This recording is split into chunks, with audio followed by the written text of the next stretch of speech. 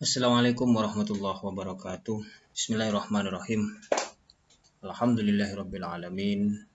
Wa bihi nasta'in ala umuri dunya waddin. Wassalatu wassalamu ala sayyidil mursalin wa ala alihi wa sahbihi ajmain. Amma ba'du. Allahumma shalli ala sayyidina Muhammad wa ala ali sayyidina Muhammad. Bertemu kembali dengan saya Fahrul Razi. Di mana pada kali ini yang saya akan bahas adalah tentang bentuk organisasi perusahaan syariah, di mana nanti diharapkan kita bersama bisa memahami secara luas apa yang dimaksud dengan organisasi perusahaan syariah. Sebagaimana kita ketahui bersama bahwa usaha-usaha yang ada sekarang itu sudah mulai berbagai macam bentuknya. Tentunya yang banyak dikenal oleh masyarakat luas adalah perusahaan-perusahaan yang notabene-nya perusahaan-perusahaan konvensional, baik berupa perusahaan perseorangan maupun perusahaan yang berbentuk kerjasama. Pertama yang harus kita ketahui bersama bahwa bentuk organisasi perusahaan syariah ini merupakan hal yang sudah dari dulu sudah ada bentuk-bentuk perusahaan, meskipun tidak sefamiliar yang ada sekarang. Akan tetapi perusahaan-perusahaan kalau dulu itu dikenal dengan sebutan syakhsiyah iktibariyah, di mana pada waktu itu perusahaan atau syakhsiyah iktibariyah ini berdasarkan prinsip qiyas atau analogi, istihsan ataupun maslahah mursalah. Yang pertama yang harus kita ketahui bersama bahwa apa sebenarnya yang dimaksud dengan organisasi perusahaan syariah. Yang pertama yang harus kita pahami adalah tentang organisasinya. Organisasi itu sebenarnya apa, perusahaan itu apa, dan perusahaan syariah itu apa. Apa yang dimaksud dengan organisasi merupakan sekumpulan orang yang bekerja sama dengan cara mendistribusikan pekerjaan guna mencapai tujuan bersama. Jadi organisasi merupakan orang-orang yang berkumpul dengan tujuan yang sama, dengan cara bekerja sama, dan sama-sama bekerja dengan porsinya masing-masing yang dikumpulkan dalam satu bentuk, maka disebut dengan organisasi. Di organisasi merupakan ada orang-orang di dalamnya sesuai dengan pekerjaan tupoksi masing-masing dan tujuannya adalah sama. Jadi ketika ada sekumpulan orang yang mempunyai tujuan yang berbeda-beda meskipun terdiri dari beberapa orang, akan tapi tujuannya berbeda-beda, maka tidak masuk dalam kategori organisasi. Yang kedua, apa yang dimaksud dengan perusahaan? Perusahaan itu merupakan bentuk kerjasama dalam bidang bisnis dengan tujuan profit. Perlu kita ketahui bersama apa yang membedakan antara organisasi dengan perusahaan ini. Organisasi ini bersifat umum. Organisasi masuk dalam kategori bisnis yang disebut dengan perusahaan, atau organisasi itu bisa berupa non-bisnis yang di dalamnya tidak ada yang namanya tujuan profit, tidak seperti organisasi-organisasi kemasyarakatan seperti yayasan dan lain sebagainya. Itu merupakan sebuah organisasi, tujuannya ada, sekumpulan orangnya ada, akan tetapi tidak mempunyai tujuan profit di dalamnya. Jadi kata kunci yang bisa membedakan adalah meskipun sama-sama terdiri dari beberapa orang, akan tetapi yang perusahaan ini ada tujuan lain. Tujuan lain itu berupa keuntungan atau profit. Yang ketiga, kalau kita gabung organisasi dengan perusahaan syariah ini, Apa yang dimaksud dengan itu? Untuk syariah sudah dijelaskan pada pertemuan-pertemuan sebelumnya. Nah, sekarang apa yang dimaksud dengan organisasi perusahaan syariah? Organisasi perusahaan syariah itu merupakan tempat bagi sekelompok orang atau badan lain yang kegiatannya melakukan usaha guna memenuhi kebutuhan ekonomi manusia yang berlandaskan pada hukum atau aturan yang berlaku dalam Islam. Organisasi merupakan sekumpulan orang lain. Perusahaan merupakan satu tujuan, mempunyai tujuan yaitu profit, bertemu di dalamnya dan didasari dengan hukum atau aturan yang sesuai dengan ajaran Islam, maka masuk dalam kategori organisasi perusahaan syariah. Itu sebenarnya sudah ada, bahkan para rasul pun badan hukum itu sudah ada. Dari sejarah-sejarah Romawi, Persia atau Yunani, itu ada yang menunjukkan bahwa sudah ada lembaga-lembaga keuangan yang sudah mendapatkan pengesahan dari pemerintah. Artinya kategori perusahaan itu sebenarnya sudah ada mulai dari zaman pra Rasulullah. Apalagi pada zaman Rasulullah dengan adanya lembaga-lembaga seperti Baitul Mal, pengalihan masjid yang asalnya hanya digunakan untuk ibadah kan, tapi ditambah fungsinya menjadi sebuah lembaga untuk pengumpulan zakat, sudah ada lembaga untuk yang mengurus tentang masalah pasar, itu sebenarnya sudah ada pada masa Nabi dan sahabat-sahabatnya. Sedangkan dalam tradisi hukum itu kita mengenal dengan istilah juridical personality atau syakhsiyah hukmiyah. Itu berarti secara hukum adalah perusahaan yang sah. Perusahaan yang sah yang dapat menjalankan usaha bisnisnya baik secara perseorangan maupun secara bersama-sama atau berkumpul dengan yang lain. Bentuk organisasi perusahaan syariah itu seperti apa? Ada dua sebenarnya. Ini sama dengan yang lainnya, cuma kalau yang konvensional dipecah menjadi beberapa bagian. Cuma untuk organisasi perusahaan syariah itu yang pertama terdiri dari perseorangan atau perusahaan perseorangan, sole proprietorship. Jadi perusahaan perseorangan. Apa yang dimaksud dengan perusahaan perseorangan? Merupakan sebuah usaha yang dimiliki, dikelola dan dipimpin oleh seseorang yang bertanggung jawab penuh. Ini tidak ada batas terhadap semua aktivitas-aktivitas perusahaan. Tidak ada orang lain yang ikut campur dalam kegiatan perusahaan yang sifatnya adalah perusahaan perseorangan. Di dalam PSAK nomor 21 tentang akuntansi itu disebutkan bahwa bentuk perusahaan perseorangan bukan suatu badan hukum dan modalnya tidak terbagi atas saham. Secara garis besar ini bisa diartikan bahwa sangat jarang sekali ada perusahaan perseorangan, bahkan bisa dikatakan tidak ada yang namanya perusahaan perseorangan yang berbadan hukum, yang di dalamnya itu ada yang namanya legal standingnya. Seperti apa yang namanya usaha-usaha perseorangan itu? Di usaha-usaha dagang, bisnis-bisnis sendiri yang ada di perumahan-perumahan.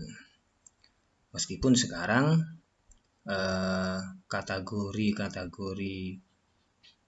home industry, kalau perusahaan perorangan itu harus ada legalitasnya, akan tapi masuk kategori home industry itu masuk dalam kategori yang ada orang lain yang ikut campur di dalamnya.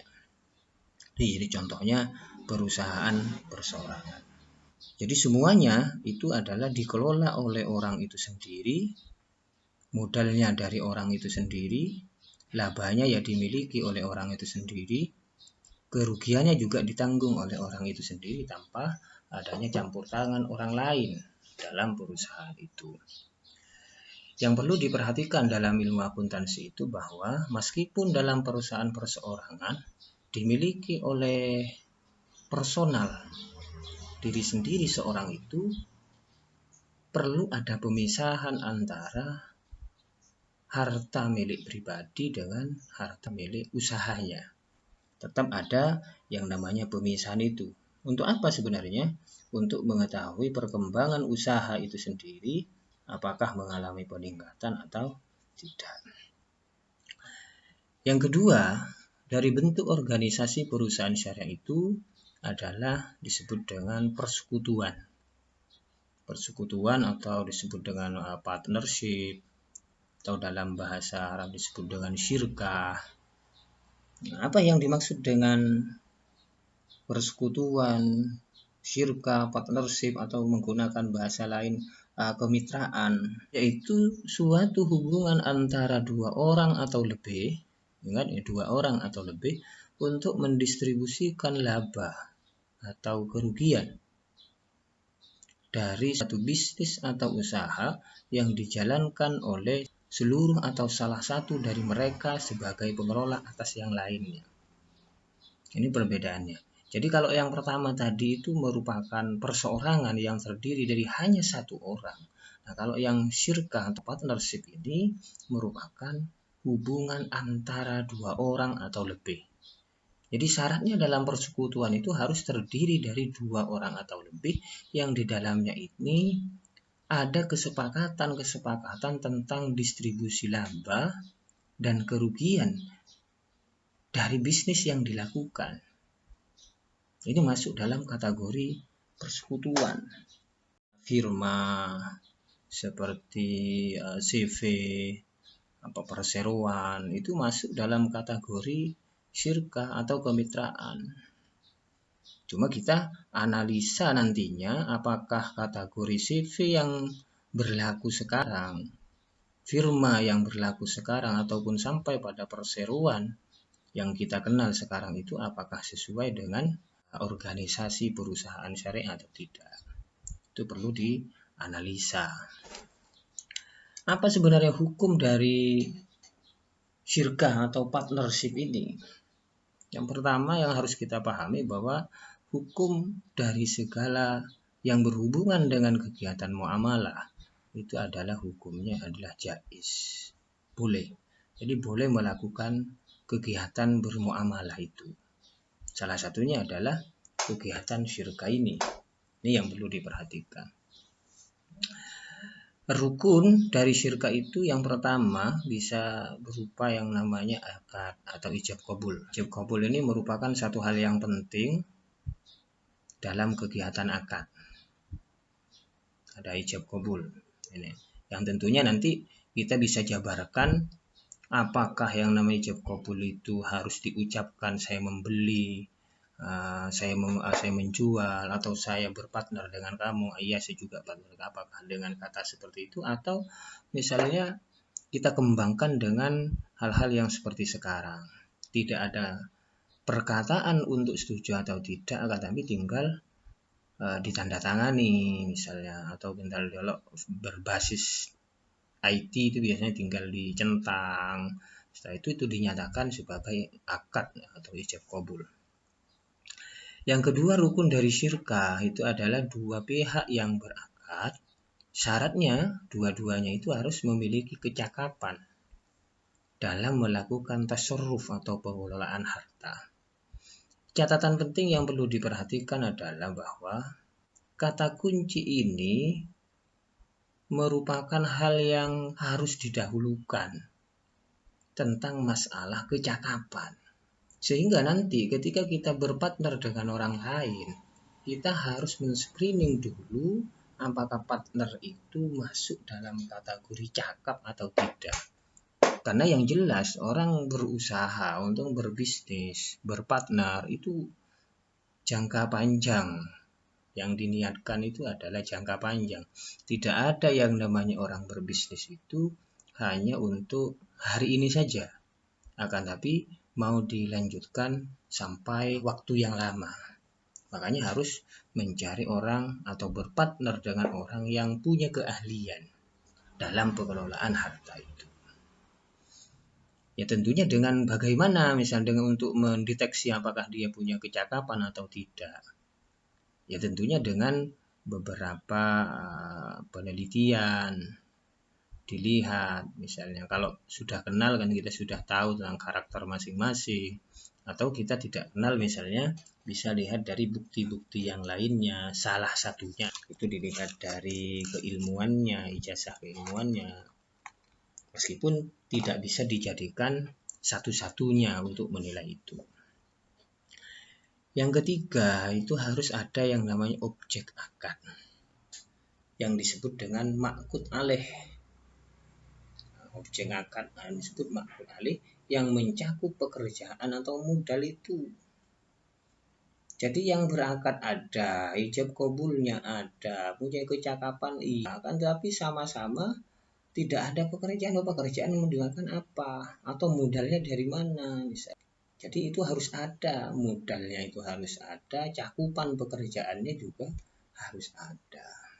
Selanjutnya syarat sah dari akad itu, yang pertama syarat dari akad itu adalah objek akadnya berupa tasyarruf, yaitu aktivitas pengelolaan harta dengan melakukan akad-akad, misalnya akad jual beli.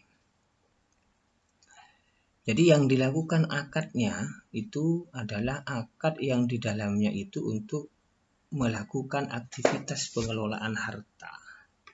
Mengelola harta yang ada, mengelola aktiva yang ada, agar aktiva itu bisa dikembangkan. Yang kedua, objek akadnya dapat diwakilkan. Ini pakai sistem wakalah, mewakili agar keuntungan syirka itu menjadi hak bersama di antara pada syarik atau mitra usaha. Seperti yang disebutkan pada pertemuan sebelumnya bahwa yang namanya uang yang kita miliki itu harus kita sebarkan. Dengan cara apa?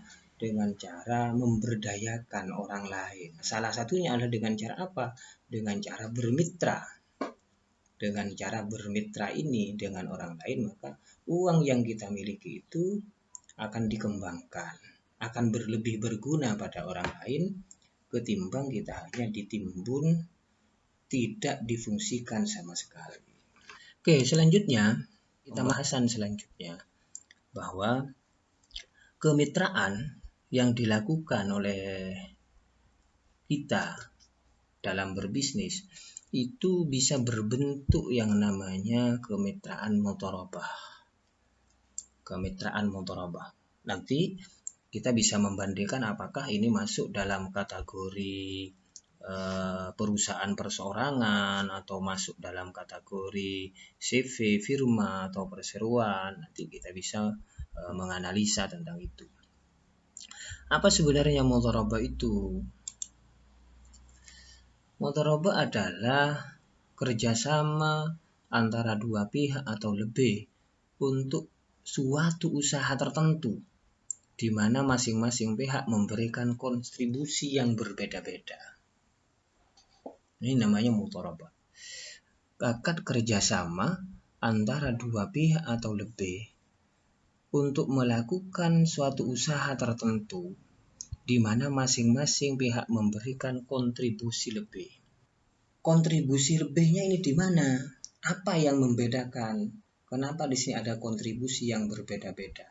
Nah, di dalam akad mudharabah itu ada dua pihak yang melakukan mitra. Yang pertama adalah mitra yang disebut dengan sohibul mal atau pemilik modal. Yang kedua adalah disebut dengan mudharib, yaitu adalah pengelola modal. Nah, dua orang yang bekerja sama, yang satu berfungsi sebagai pemilik modal, yang kedua berfungsi sebagai pengelola usaha. Ini yang disebut dengan berbeda. Jadi yang harus diperhatikan adalah bahwa kerjasama antara dua pihak ini kontribusinya berbeda-beda. Berbeda-beda seperti yang sudah sampaikan tadi, bahwa yang satu itu berfungsi sebagai pemilik modal, yang satu berfungsi sebagai pengelola usaha. Bagaimana skemanya? Skema dari mudharabah itu ada mudharib dan sohibul mal, mudharib dan sohibul mal, mudharib dan sohibul mal. Sohibul mal adalah pemilik modal, mudharib adalah pengelola. Ini melakukan perjanjian kerjasama, perjanjian bagi hasil. Nah, perjanjian ini kerjasama di mana yang sohibul mal itu menyumbangkan modal 100%, sedangkan yang mudharib itu menyumbangkan skill atau keahliannya. Jadi yang satu menyumbangkan modal 100%, yang satunya lagi itu menyumbang skill untuk melakukan kegiatan usaha. Jadi sohibul mal dan mudharib bekerja sama untuk melakukan usaha dengan sumbangan yang berbeda-beda tadi. Bagaimana caranya nanti? Ya ini, berarti modalnya dari ini, dari sohibul mal, ini keahliannya dimiliki oleh mudharib. Jadi yang melakukan kejahatan nanti siapa? Yang mengembangkan usahanya untuk mendapatkan laba, untuk mengembangkan usaha, itu ada di mudharib semuanya. Sohibul mal hanya menyumbangkan modal.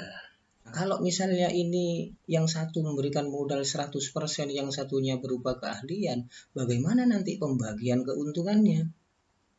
Nah, pembagian keuntungan dari mudharabah itu harus ditentukan di awal. Jadi pembagian keuntungan, nisbahnya berapa persen, itu harus ditentukan di awal dan itu harus berupa persentase. Harus berupa persentase. Jadi nisbah bagian dari mudharib berapa, nisbah persen bagian dari sohibul mal itu berapa persen dan berapa persen. Apakah ada ketentuan harus sekian persen, harus sekian persen? Tidak ada ketentuan itu. Ketentuan yang tidak diperbolehkan dalam kegiatan usaha dengan skema mudharabah ini apabila keuntungannya itu adalah sohibul mal mendapatkan keuntungan 100% nisbahnya, sedangkan mudharib adalah 0%. Ini yang tidak diperbolehkan. Berarti yang lain boleh, ya yang lain boleh. Artinya 99% dengan 1% itu pun sama. Akan tapi ini tidak lumrah dan ini tidak layak untuk dilakukan kalau kerjasama hasilnya 99% dengan 1%. Kenapa? Karena di dalam Islam itu bagaimana acaranya distribusi keuntungannya itu agar sama dirasakan oleh kedua belah pihak tanpa adanya rasa menyakiti, keinginan menyakiti. Nah, yang biasa terjadi adalah yang tergantung dari kesepakatan di awal seperti yang disebutkan tadi. Jadi nisbahnya misalnya seperti 60%, 40%, mudharib 50, sohibul mal 50, 70-30, itu boleh. Bagaimana kalau misalnya kegiatan proyek atau usaha ini mengalami kerugian? Maka kalau mengalami kerugian itu berbeda sistematikanya dengan pembagian keuntungan. Kalau keuntungan tadi ditentukan di awal dengan nisbah sesuai dengan kesepakatan, akan tapi kalau kerugian ketika perusahaan terjadi rugi, maka sohibul mal itu menanggung seluruh kerugian yang berbentuk materi. Nah, terus mudharib ini apa yang dilakukan? Berarti rugi menjadi sohibul mal. Dalam hal ini yang perlu diperhatikan adalah bahwa mudharib ini juga menanggung kerugian. Kerugiannya apa? Yaitu berupa tenaga, pikiran yang dicurahkan untuk mengembangkan usaha itu meskipun akhirnya terjadi yang namanya kerugian.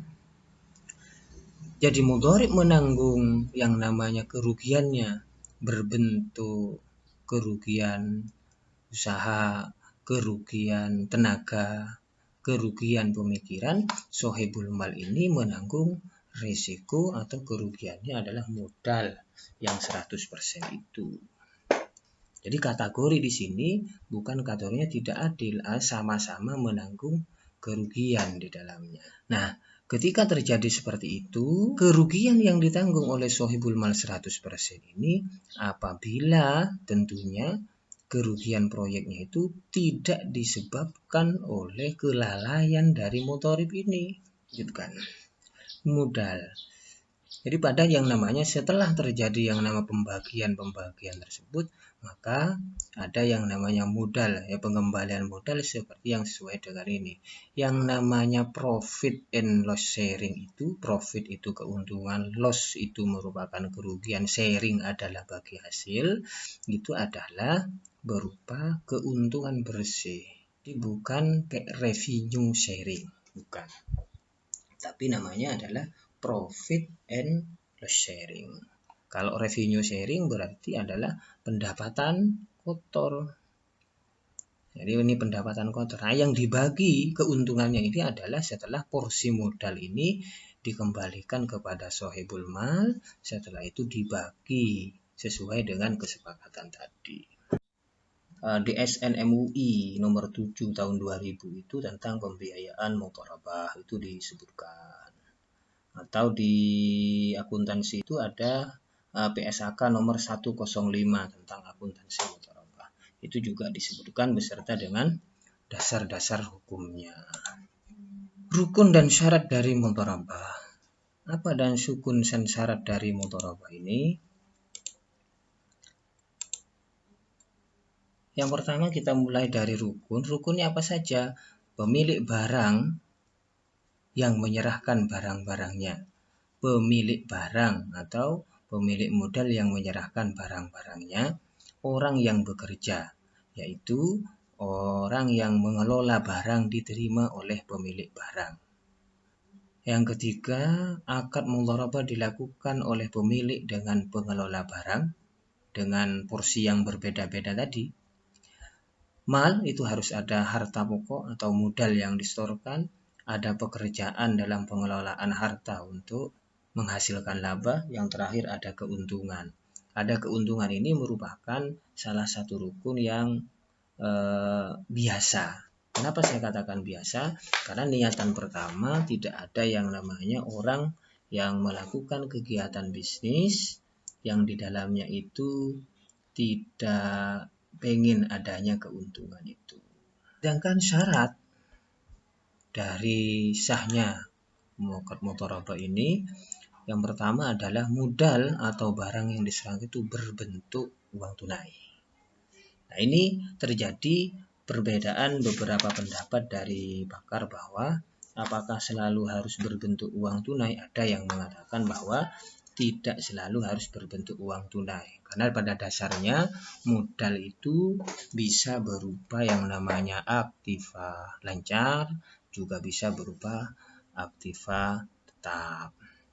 Yang kedua adalah bagi orang yang melakukan akad disyaratkan mampu melakukan tasarruf. Karena dia ada akad yang di perusahaan tadi. Jadi ada melakukan tasarruf, bisa mengelola dari harta itu. Yang ketiga, modal harus diketahui dengan jelas. Harus jelas itu artinya jelas bahwa di dalamnya kalau berbentuk uang tunai misalnya sekian juta, sekian puluh juta.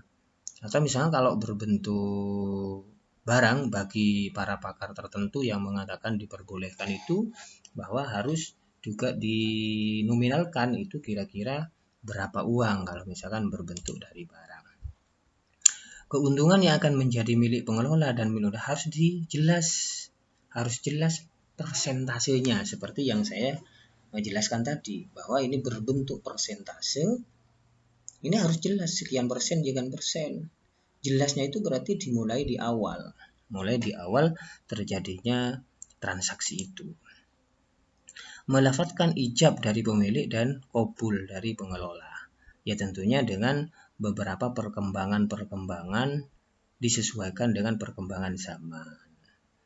Misalnya tanpa adanya ucapan misalnya, tapi dengan adanya tanda tangan itu bisa juga masuk dalam kategori ijab dan qabul. Modal harus ada dan tidak boleh berupa hutang, tapi tidak berarti harus ada di majelis akad. Modalnya nanti misalnya modalnya hutang dulu misalnya, jangan. Jadi tidak boleh berupa hutang, apalagi hutangnya masih ada di orang lain. Modal harus diserahkan kepada pengelola agar dapat digunakan untuk kegiatan usaha. Jadi harus jelas bahwa modal yang berbentuk tadi misalnya berbentuk uang tunai harus memang dijelaskan secara jelas pada pengelola. Sekarang pada jenis dari mudharabah, apa saja jenis-jenis dari mudharabah ini? Jenis mudharabah itu ada 3. Yang pertama adalah mudharabah mutlaqah, mudharabah mutlaqah atau mudharabah terikat, mudharabah terikat. Yang kedua adalah mudharabah muqayyadah, mudharabah muqayyadah. Yang ketiga adalah mudharabah mushtarakah. Apa yang dimaksud dengan mudharabah mutlaqah?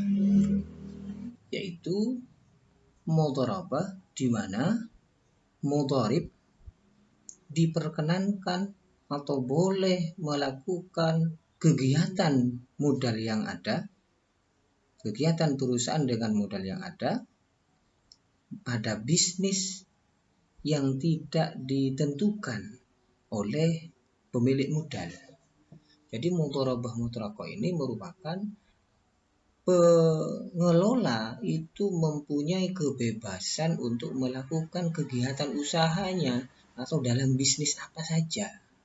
Tentunya bisnis yang dilakukan itu harus sesuai dengan kaidah keislaman yang tidak melanggar baik secara kenegaraan maupun apalagi secara agama. Yang kedua adalah mudharabah muqayyadah. Mudharabah muqayyadah ini, apa yang dimaksud ini? Shahibul mal itu boleh menentukan jenis bisnis tertentu serta memberikan batasan mengenai tempat, cara, objek investasi, semuanya bisa dilakukan oleh shahibul mal, pemilik modal. Jadi pemilik modal mengatakan bahwa ini bisnis memberikan modal kepada kamu, tapi dengan catatan harus bentuk usahanya ini, tempatnya di sini, caranya seperti ini.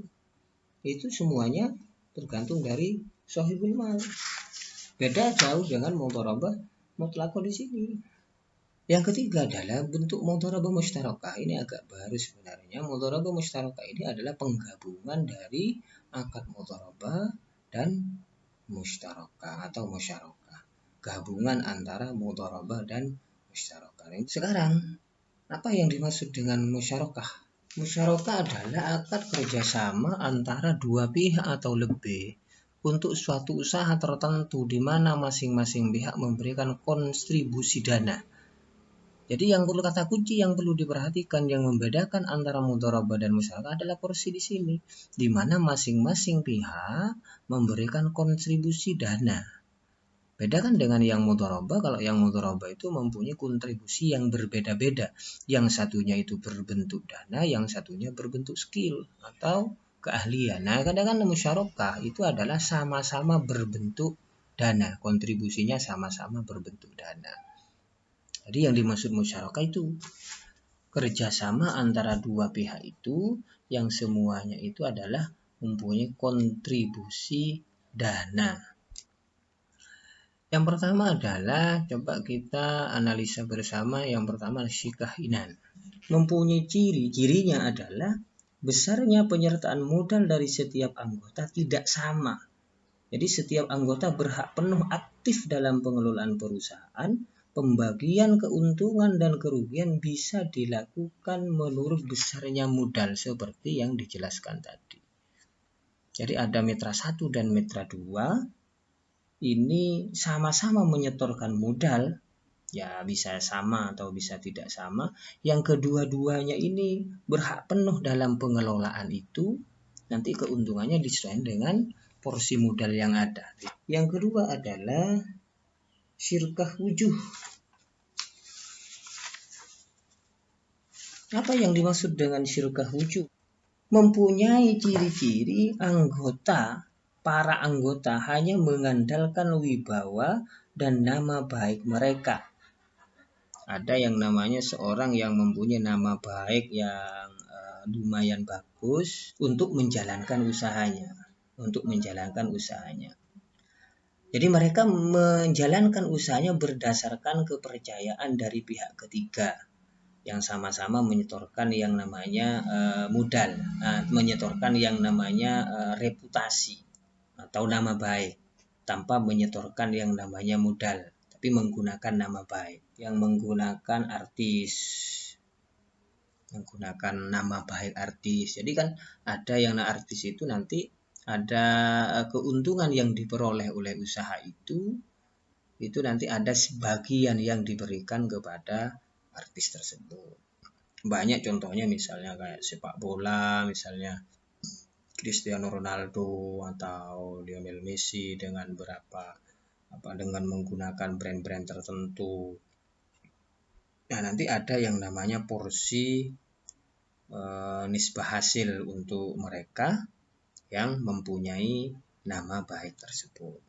Yang ketiga itu disebut dengan syirkah mufawadah. Syirkah mufawadah ini merupakan usaha yang mempunyai ciri adanya kesamaan penyertaan modal setiap anggota. Setiap anggota harus aktif dalam pengelolaan usaha, pembagian maupun keuntungan dibagi menurut bagian modal masing-masing. Bagaimana cara pengalosan keuntungan dan kerugian? Pengalokasian keuntungan antara pemilik modal dan pengelola dibuat berdasarkan kesepakatan antara kedua belah pihak, tidak boleh dibuat berdasarkan jumlah atau nominal pasti sebelum berjalannya bisnis tersebut, hanya berbentuk persentase atas keuntungan yang akan diperoleh. Jadi dalam akad perusahaan yang melakukan kegiatan bisnis dengan menggunakan akad mudharabah maupun musyarakah itu penentuan keuntungannya itu harus berdasarkan kesepakatan. Seperti yang sudah saya sebutkan tadi bahwa kesepakatan itu bisa berupa sekian persen berbentuk persentase. Bisa contoh misalnya seperti bisa 40-60%, 50-50%, ataupun 90-10%, atau bahkan bisa itu adalah 99% dan 1%. Meskipun ini dalam kategori ini banyak termasuk saya yang tidak menyetujuinya kalau 99% dengan 1%. Yang tidak diperbolehkan itu adalah 100% dan 0%. Jadi harus berbentuk persentase dan harus pasti. Nah, berdasarkan aturan umum syariah, pengalokasian kerugian yang terjadi dalam kegiatan bisnis mudharabah ditanggung seluruhnya oleh pemilik modal dan tidak dapat ditangguhkan kepada pengelola selama kerugian yang terjadi bukan karena adanya keteledoran dari pihak pengelola. Nah, kalau yang berbentuk musyarakah, seperti yang sudah saya sebutkan di awal bahwa sesuai dengan porsi modal masing-masing. Disesuaikan dengan porsi modal masing-masing. Kemitraan ini merupakan salah satu bentuk alternatif dalam kegiatan usaha, di mana sudah mulai dari awal, dimulai dari Rasulullah bermitra dengan Siti Khadijah sebelum menjadi istrinya. Ini merupakan salah satu bentuk dari alternatif untuk usaha, untuk menarik modal. Karena ada sebagian dari kita itu ada yang mempunyai modal akan tetapi tidak punya keahlian untuk melakukan usaha itu. Ada sebagian yang lain yang punya keahlian tertentu tapi karena tidak punya modal sehingga sama-sama memerlukan antara pemilik modal dengan pengelola. Alternatif kemitraan dalam pengembangan usaha kecil dan mikro misalnya bukan dimaksudkan untuk memanjakan atau pemihakan yang berlebihan, tetapi justru upaya untuk meningkatkan kemandirian pengusaha kecil dan mikro itu sebagai pilar dalam pembangunan ekonomi kerakyatan.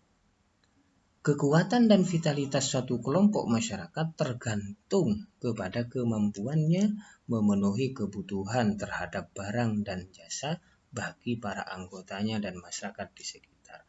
Sehingga ketika hal ini bisa dilakukan di masyarakat kita masing-masing, maka tentunya nanti kegiatan perekonomian itu akan dirasakan oleh hampir keseluruhan masyarakat. Kita akan merasakan yang namanya semua masyarakat, bukan hanya yang berbisnis tadi, tapi semua masyarakat, kalau alternatif kemitraan ini dilakukan, akan merasakan hasilnya. Produksi dan distribusi barang dan jasa menuntut sumber daya bukan saja berbentuk keuangan, tapi juga berbentuk keahlian. Keahlian salah satunya juga ada manajemen. Tidak setiap orang dibekali sumber daya dengan satu kombinasi yang optimal tadi. Seperti yang saya sebutkan tadi bahwa ada satu pihak di mana satu pihak itu yang mempunyai keunggulan. Dia punya kelebihan pada sisi keahlian, tapi di pihak lain juga ada yang namanya diberikan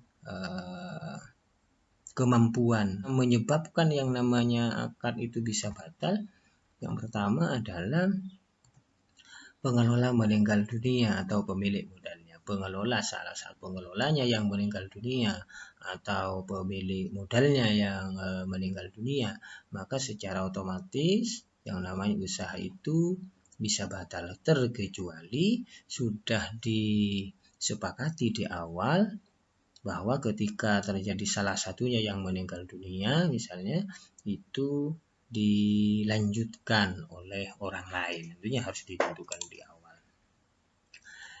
Yang kedua adalah kontrak telah terrealisasi atau kontrak telah berakhir. Kontrak berakhir misalnya sekian tahun, 2 tahun, 1 tahun, 2 tahun itu sudah berakhir, maka waktu itulah yang namanya skema mudharabah dan skema musyarakah itu berakhir. Pengelola atau mudharib sengaja tidak melakukan tugasnya sebagaimana mestinya dalam memelihara modal atau melakukan suatu usaha yang bertentangan dengan tujuan akad. Jadi mudharib tidak menjalankan sebagaimana yang sudah ditentukan atau disepakati di awal, tidak menjalankan tugasnya dengan benar. Nah ini apakah harus ditentukan di awal? Ya. Nah, untuk lebih hati-hati biasanya ada yang namanya MOU atau kontrak kerjasama antara pemilik modal dengan pengusaha tersebut. Bisa di hitam di atas putih, dengan tanda tangan materai, itu bisa dilakukan. Ini beberapa aplikasi contoh mudharabah dalam perbankan. Tidak menjelaskan lebih mendetail tentang ini, ya, misalnya seperti penghimpunan dana mudharabah, sisi pembiayaan mudharabah, dan ada yang disebut dengan tabungan berjangka, ada deposito spesial, ada pembiayaan modal kerja, ada investasi khusus. Ini semuanya ada di kegiatan perbankan. Nah, sekarang bagaimana dengan perusahaan yang disebut dengan perusahaan perseorangan? Tadi sudah disebutkan secara jelas di awal bahwa perseorangan itu adalah merupakan perusahaan yang kepemilikannya adalah hak penuh dari satu orang. Nah, bagaimana? Diperhatikan antara plus minusnya. Ada plus, ada minusnya. Perusahaan perseorangan itu mulai dari mudah mendirikan, tidak berbeban hukum, keuntungan menjadi hak sendiri, sampai pada manajemen yang fleksibel. Sedangkan minusnya adalah mulai modal tidak terlalu besar sampai dengan tanggung jawab pemilik yang tidak terbatas.